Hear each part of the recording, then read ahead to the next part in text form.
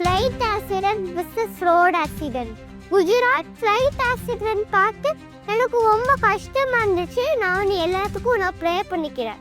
இனிமேல் இந்த ஃப்ளைட் ஆக்சிடென்ட்டும் நடக்கவே கூடாது. அதே மாதிரி கார் ஆக்சிடென்ட்டும் நடக்கவே கூடாது. அதே மாதிரி பைக் ஆக்சிடென்ட்டும் நடக்கவே கூடாது.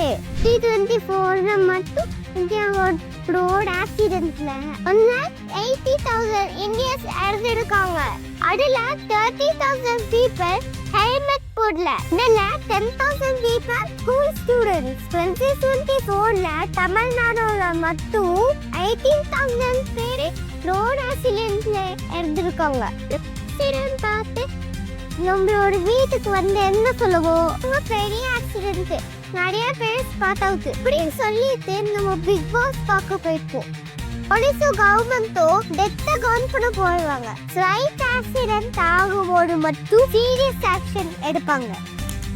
இந்த மாதிரி ஆகாம பாத்துக்குவாங்க. எனக்கு எஸ்ஜேஎம் சூர்யா சொன்ன டைலாக் தான் மைண்ட்ல வருது.